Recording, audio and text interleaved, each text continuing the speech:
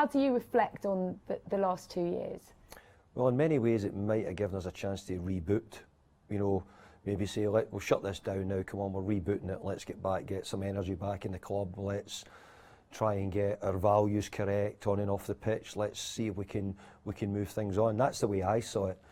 And I've mentioned quite often about, you know, having to have a new West Ham. But I wanted a new West Ham on the pitch. I wanted people at the media to say this is a good looking West Ham, you know, they're exciting, you know, good to watch, you know, scoring goals, making chances, being competitive. And to be fair, I think we've moved towards that. We're not all the way yet, we're a long way off where we would really like to be. But I actually think the football club as well has done that as well off the pitch. You know, they've done brilliant work around East End of London in lockdown.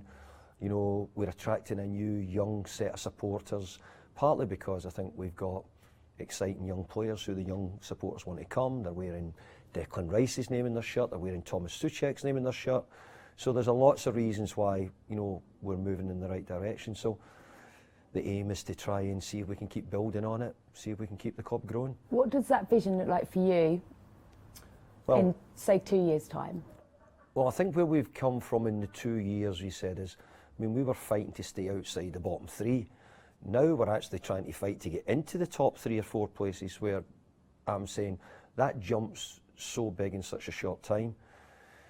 So somewhere along the line level it'll have to balance itself out, and we're aware of that.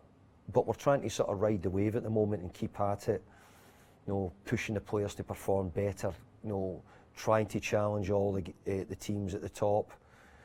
But, you know, along the way, injuries, you know, now and again, different bits of pieces, people losing a little bit of form can alter the whole way you go. It can be small margins. But I think we've showed good resilience, trying to stick at it. Not always played great, but trying to find where best form would give us the best chance of hanging in there between now and the end of the season. There was always going to be periods where you're up and down. We've not got the biggest squad, we've not spent the most amount of money. We're trying to improve on both of them going forward. But that'll be the next sort of layer of bricks we need to put on here to move us forward.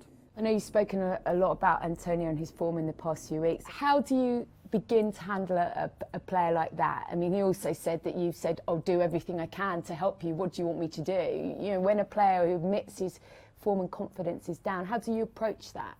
Michail Antonio is a great team player for us. Our goals this season have not been any worse because Mick hasn't scored. You know, we've shared the goals around the team, and that's partly because Michail Antonio is a really good team player for us, leads the line, helps us, you know, works down the sides for us, does other jobs.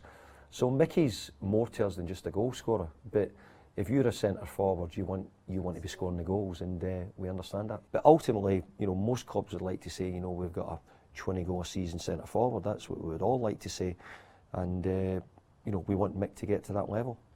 Do you think that the focus on him and maybe not scoring is because nobody else was?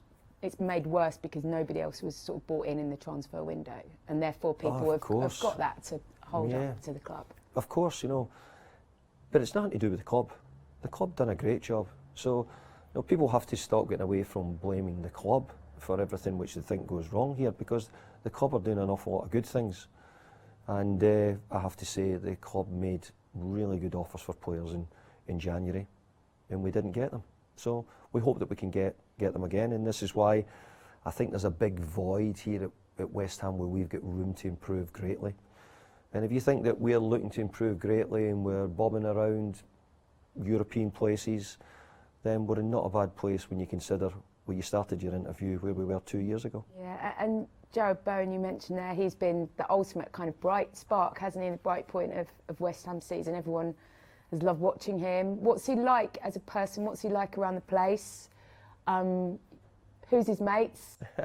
How do you get the best out of him? Does he give you a bit of cheek? It's not my job to give away all the Just secrets. It's a bit of the goss you're looking for there, I think. But look, Jarrod's actually quite a quiet boy, I should say. But he's a really good boy, conscientious, you know, wants to see his work, wants to see what he could do better. He's a great trainer. You know, he came back in brilliant condition in the summer. You know, sometimes boys come back. Jarrod probably come back in the best condition. But strangely enough, Jarrod's form at the start of the season was good, but he didn't get many goals or assists. So when we've needed him, Jarrod's been the one who's sort of stepped up. So I think I see him evolving. I think he doesn't play quite so. He's slowed himself down at key moments, maybe to make the final pass or make the final shot. And I think those moments have helped him in getting a few more goals. But he's improving. We're really enjoying having him. He's a good boy. And can he do a job for England, do you think? He's certainly being touted. I don't know, has Gareth Southgate spoken to you about him? No, I saw Gareth the other day. We didn't talk about him. But I would say that you'd have to be talking about him. You know, whether he makes it. But I do think that England have got some really good players in that position. You know, Saka, you know, get Sancho. England have got some brilliant players in those areas. But you know something, Jarrod is one of these ones who's getting a goal and keeps doing it and consistent, and you know he plays with a level of freedom. So it would be good, because I want West Ham to have lots of international players. I want them to have lots of English international players and Scottish if we get a chance. But if not, then we'll take those England internationals.